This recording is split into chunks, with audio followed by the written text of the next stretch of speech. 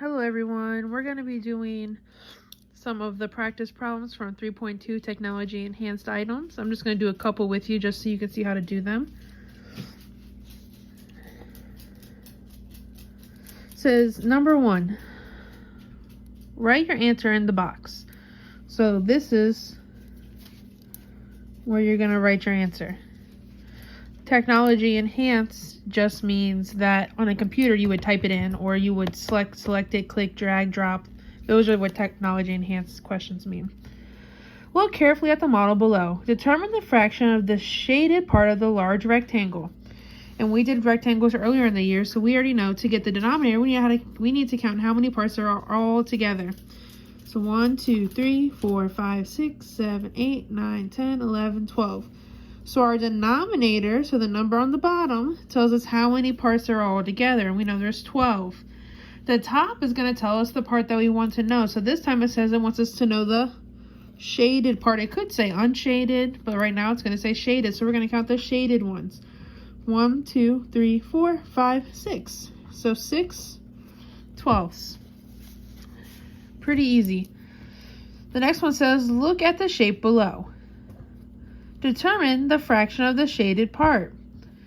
So you're going to have to label the fraction for this. So how many parts are all together? And then how many are shaded? Number 3. Circle the model that shows the correct answer. Find a square that is 3/4. So if it's 3/4, we know there's going to be 4 parts all together. 3 of those parts will be shaded.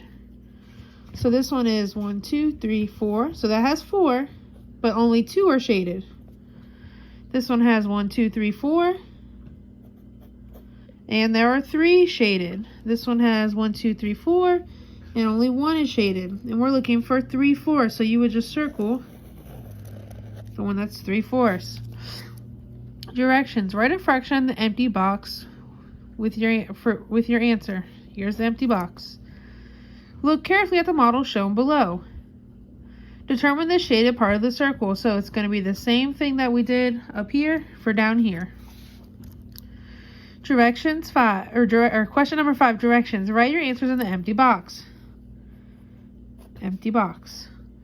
Look carefully at the shaded part of each model. The rectangle of the rectangle on the left is the same size as the rectangle on the right.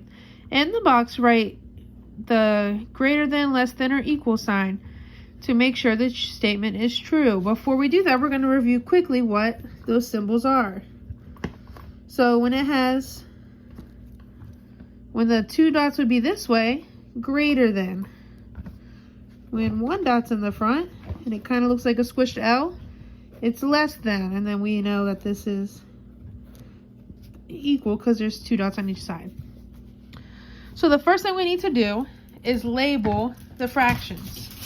So how many parts are in this rectangle? 1, 2, 3, 4, 5, 6, 7, 8, 9, 10. So my denominator would be 10.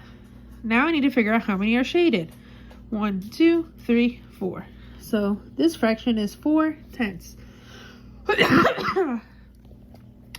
The next one has 1, 2, 3, 4.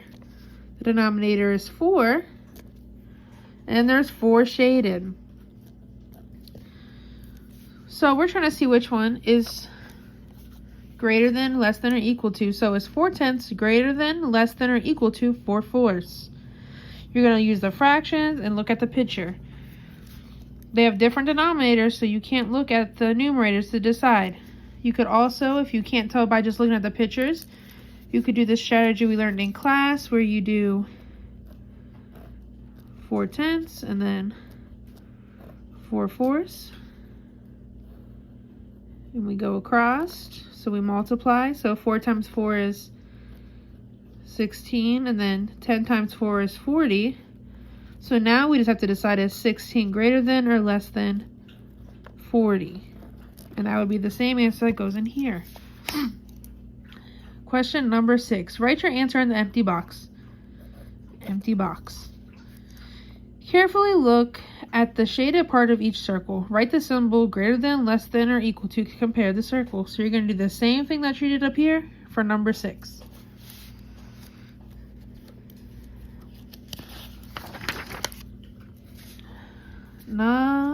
Oh, that's it. So those are the first, 1 through 6 is what you'll be doing today. If you have any questions when you're doing these ones, please let me know.